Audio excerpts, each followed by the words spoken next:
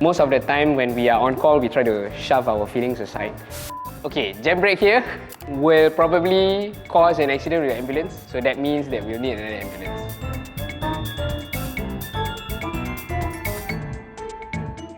Hi, my name is Nazri. I am a Senior Staff Officer with the Emergency Medical Services Department. Hi, I'm Dennis. I'm currently the Commander of the SCDF Operations Center. Hi, I'm Janice. I'm from EMS Department. I'll be reacting to some of the videos of our SCDF operations. So now, okay.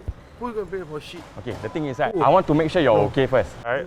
Hit my head. Apparently, what he said was that he came from a wedding banquet, had some drinks. After that, he was assaulted by a few men. On my sketcher, you can't smoke. Just for one only.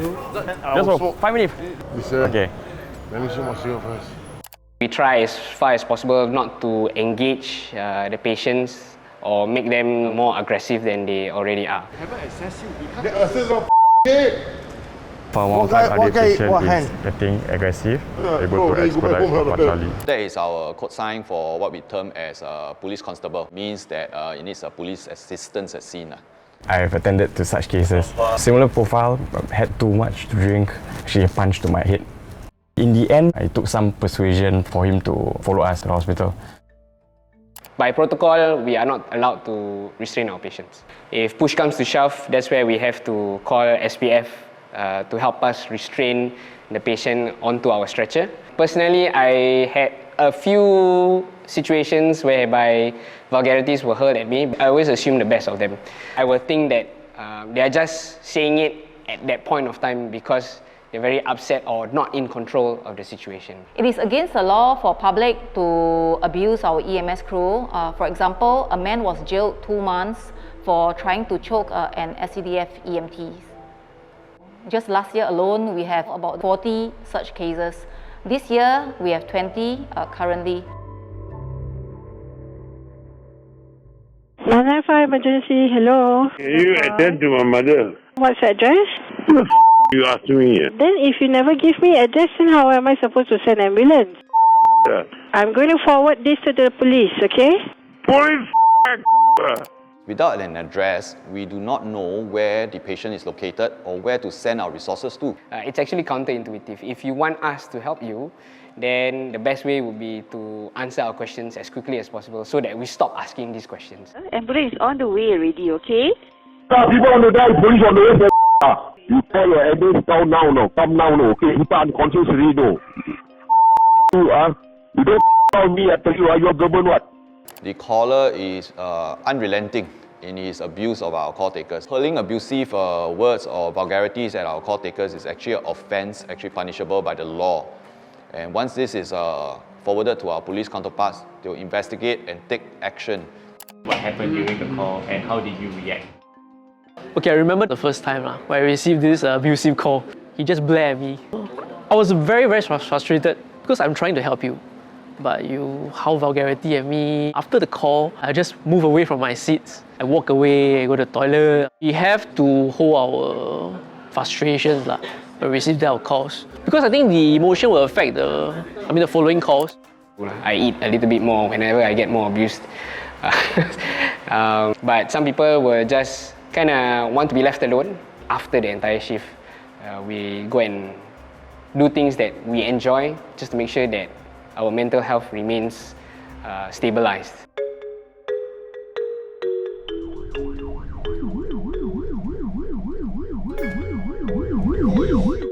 Okay, jam brake here will probably cause an accident with the ambulance, so that means that we'll need another ambulance.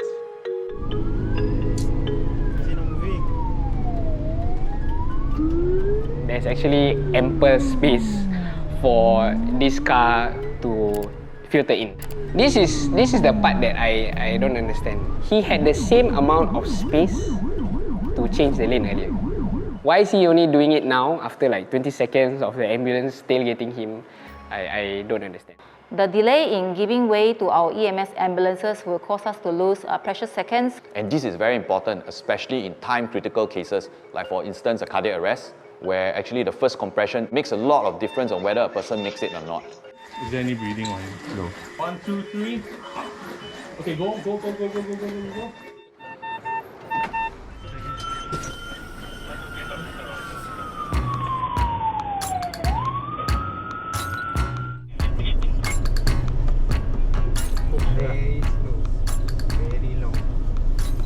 Okay, siren up. 2 patient cycle.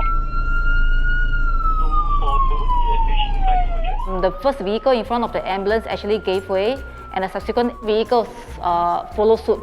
Okay, this is a very good example of our expectation of the public when they see an oncoming ambulances with sirens and beacon. But after we give way to the ambulance, we will shift back behind the ambulance because it's like an express lane now. You have no understanding of what is happening in front of the ambulance, and if the ambulance applies a jam brake or emergency brake, then you're going to hit into the ambulance, especially if you're tailgating. Can you tell me about the case of the mom that was not breathing? So basically what happened was we received a call coming in from this child. Her mom was not responsive and there was no breathing. I asked her whether is there anyone else at home, thinking that the father would be around. She mentioned that her father has already passed on. When she asked me, would she be an orphan? I nearly choked. I couldn't help myself, but at that point of time, really feel broken lah. Decided to be to ensure that she focused on the task at hand, to try to save her mom and see what she can do. Listening back to the audio, is there any way that we can have done better?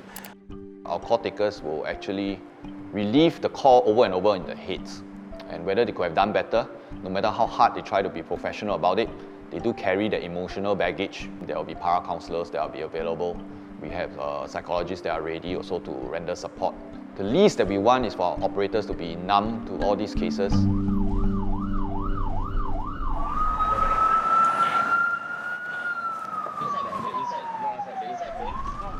It was a rescue call for an infant who had her leg trapped in between the beams of her sleeping cot.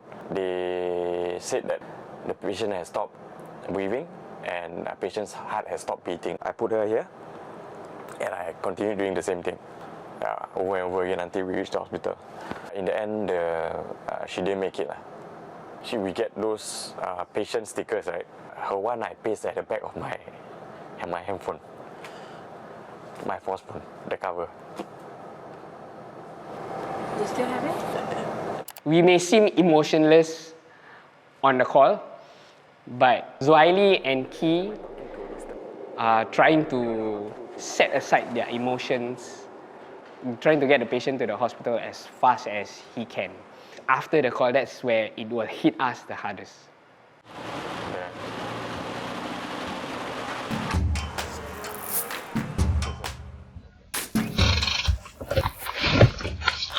Arrived at the location. The only place that I can park the time was along the road to attend the patient faster. We have to ensure that the equipment that's on the stretcher remains dry, as well as the patient which is going to be on it later.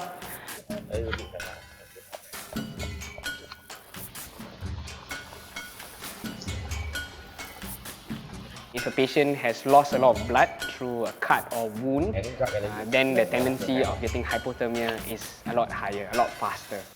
The next best places which I found is a hotel beside.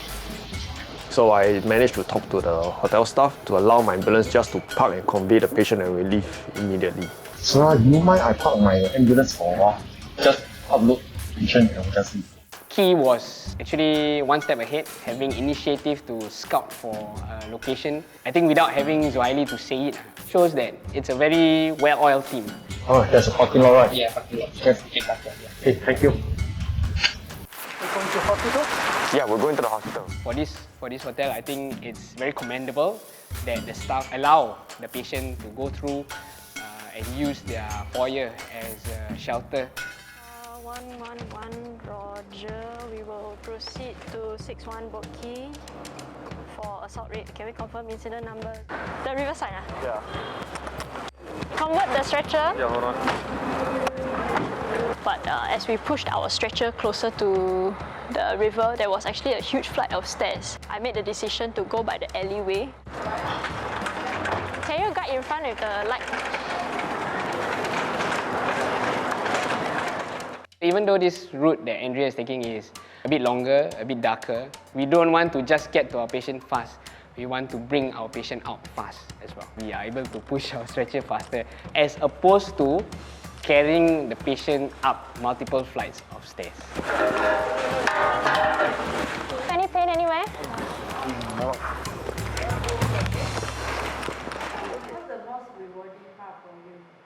The most rewarding part for me, during COVID, I was at Tampines Fire Station. We were dispatched for a cardiac arrest case at Bishan.